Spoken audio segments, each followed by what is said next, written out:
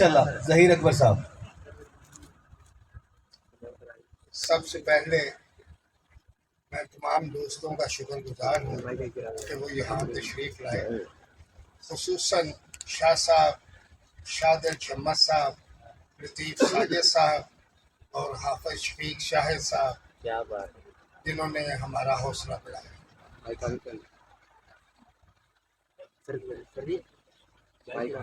تیری ذات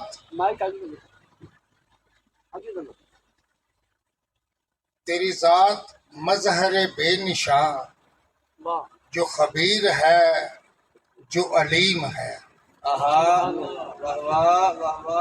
تیری ذات مظہر بے نشاں، جو خبیر ہے جو علیم ہے، اسی بے نشاں کی زبان پر تیرا ذکر ذکر عظیم ہے۔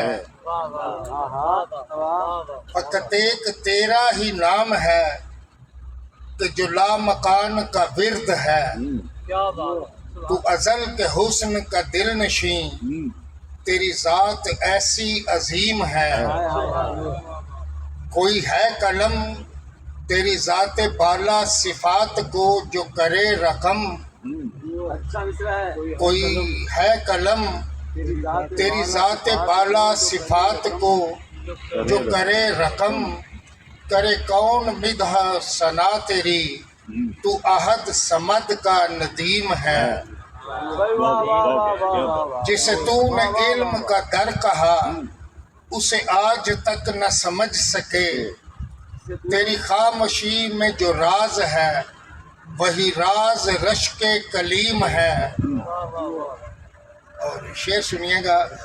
ملی خوش نصیبی ہواؤں کو، تیری سانس کو کیا زیب تن، ملی خوش نصیبی ہواؤں کو، تیری سانس کو کیا زیب تن، جو فضائے خلد مہک رہی، تیری راہ گزر کی شمیم ہے۔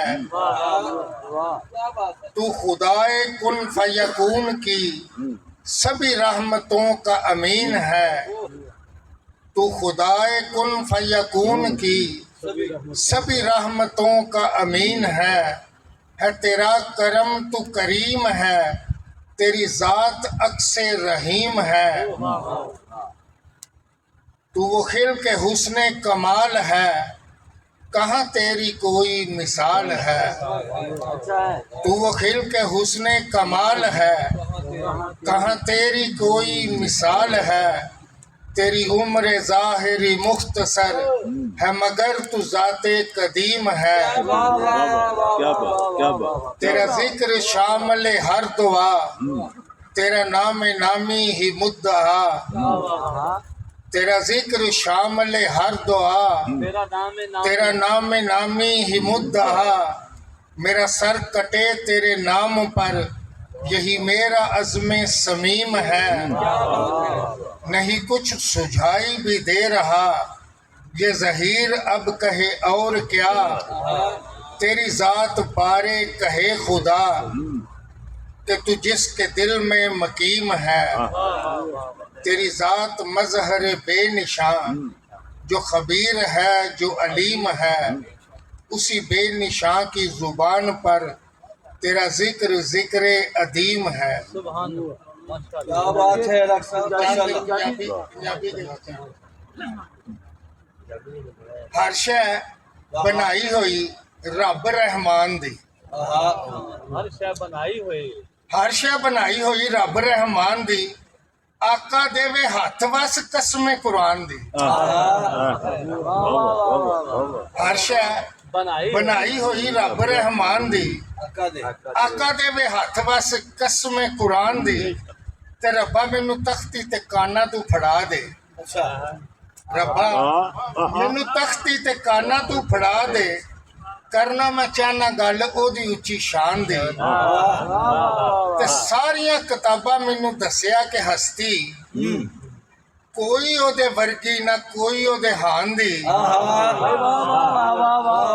ساریاں کتاباں مینوں دسیا کہ ہستی ਕੋਈ ਉਹਦੇ ਵਰਗੀ ਨਾ ਕੋਈ ਉਹਦੇ ਹਾਨ ਦੀ ਤੇ ਇੰਜ ਦਾ ਮੁਹਾਂਦਰਾ ਸੀ ਮੌਲਾ ਅਲੀ ਦੱਸਿਆ ਇੰਜ ਦਾ ਮੁਹਾਂਦਰਾ ਸੀ ਮੌਲਾ ਅਲੀ ਦੱਸਿਆ ਦੱਸੋ ਸੋਹਣੇ ਆਕਾ ਨੂੰ ਮੈਂ ਕਿਵੇਂ ਨਾ ਪਛਾਣਦੀ क्या कहने डॉक्टर साहब फिर बताओ ਇੰਜ ਦਾ ਮੁਹਾਂਦਰਾ ਸੀ ਮੌਲਾ ਅਲੀ ਦੱਸਿਆ ਦੱਸੋ ਸੋਹਣੇ ਆਕਾ ਨੂੰ ਮੈਂ ਕਿਵੇਂ ਨਾ ਪਛਾਣਦੀ ਤੇ ਅੱਜ ਵੀ ਫਰਿਸ਼ਤੇ ਨੇ ਅਰਸ਼ਾਂ ਦੇ ਆਖਦੇ ਅੱਜ ਵੀ ਫਰਿਸ਼ਤੇ ਨੇ ਅਰਸ਼ਾਂ ਦੇ ਆਖਦੇ ਅੱਜ ਵੀ ਜੇ ਆਉਂਦੀ ਖੁਸ਼ਬੂ ਮਹਿਮਾਨ ਦੀ ਤੇ ਪੱਲਾ ਅਬੂ ਜ਼ਰ ਸਲਮਾਨ ਦਾ ਨਹੀਂ ਛੱਡਣਾ ਪੱਲਾ ਅਬੂ ਜ਼ਰ ਸਲਮਾਨ ਦਾ ਨਹੀਂ ਛੱਡਣਾ ਅਜੇ ਵੀ ਇਹ ਲੋੜ ਕੋਈ ਤੈਨੂੰ ਸਮਝਾਉਣ ਦੀ ਤੇ ਜਦੋਂ ਦਾ ਮੈਂ ਤੱਕਿਆ ਲੋੜ ਕੋਈ ਰਹੀ ਨਾ ਜਦੋਂ ਦਾ ਮੈਂ ਤੱਕਿਆ ਲੋੜ ਕੋਈ ਰਹੀ ਨਾ ਇਸ਼ਕੇ ਦੇ ਰੋਜ਼ੇ ਵਿੱਚ ਪੀਣ ਦੀ ਨਾ ਖਾਣ ਦੀ भाई बहुत अच्छे ਤੇ ਰਹਿਮਤਾਂ ਦੇ ਨੂਰ ਵਾਲਾ ਆਇਆ ਜਦੋਂ ਸਾਹਮਣੇ ਫਾਰੀ ਨਹੀਂ ਸੂ ਆਉਣ ਦਿੱਤੀ ਅੱਖ ਚਮਕਾਉਣ ਦੀ भाई क्या कहने फिर बताओ डॉक्टर साहब ਰਹਿਮਤਾਂ ਦੇ ਨੂਰ ਵਾਲਾ ਆਇਆ ਜਦੋਂ ਸਾਹਮਣੇ ਵਾਰੀ ਨਹੀਂ ਸੂ ਆਉਣ ਦਿੱਤੀ ਅੱਖ ਚਮਕਾਉਣ ਦੀ ਤੇ ਰੱਬ ਨੇ ਵੀ ਆਕਾ ਨੂੰ ਸੀ ਇਸੇ ਪਾਰੋਂ ਕੱਲਿਆ ਰੱਬ ਨੇ ਵੀ ਆਕਾ ਨੂੰ ਸੀ ਇਸੇ ਪਾਰੋਂ ਕੱਲਿਆ ਜੱਗ ਸਾਰਾ ਵੇਖ ਲੈ ਨਿਸ਼ਾਨੀ ਮੇਰੀ ਸ਼ਾਨ ਦੀ भाई बहुत अच्छे ਤੇ ਤੀਰ ਹੋਵੇ ਜਿਵੇਂ ਪੂਰੇ ਜ਼ੋਰ ਨਾਲ ਖਿੱਚਿਆ ਤੀਰ ਹੋਵੇ ਜਿਵੇਂ ਪੂਰੇ ਜ਼ੋਰ ਨਾਲ ਖਿੱਚਿਆ ਰੱਬ ਨੇ ਮਿਸਾਲ ਸਾਨੂੰ ਦਿੱਤੀ ਹੈ ਕਮਾਨ ਦੀ ਤੇ ਕਿਉਂ ਕਿਹੜੀ ਲੋਰੀ ਦਿੱਤੀ ਸੀ ਜਾਂਦੇ ਜਾਂਦੇ ਆਕਾ ਨੇ ਕਿਹੜੀ ਲੋਰੀ ਦਿੱਤੀ ਸੀ ਜਾਂਦੇ ਜਾਂਦੇ ਆਕਾ ਨੇ ਮੌਲਾ ਨੂੰ ਵੀ ਚਸ ਆਈ ਆਕਾ ਦੇ ਸਵਾਨ ਦੀ भाई बहुत अच्छे ਤੇ ਹਜ਼ੂਰ ਦੇ ਜੇ ਸਾਹਮਣੇ ਨਤਾਰਾ ਕੀਤਾ ਰੱਬ ਨੇ ਤਾਬ ਨਹੀਂ ਜੇ ਹੋਣੀ ਫਿਰ ਅੱਖੀਆਂ ਮਿਲਾਨ ਦੀ माशाल्लाह माशाल्लाह वाह ਤੇ वाह ਰੱਬ ਨੇ ਹਿਸਾਬ ਨਹੀਂ ਜੇ ਲੈਣਾ ਸੋਹਣੇ ਸਾਹਮਣੇ ਰੱਬ ਨੇ ਹਿਸਾਬ ਨਹੀਂ ਜੇ ਲੈਣਾ ਸੋਹਣੇ ਸਾਹਮਣੇ ਲੋੜ ਕਾਦੀ ਸਾਨੂੰ ਸ਼ਰਮਿੰਦਿਆਂ ਕਰਾਉਣ भाई ਦੀ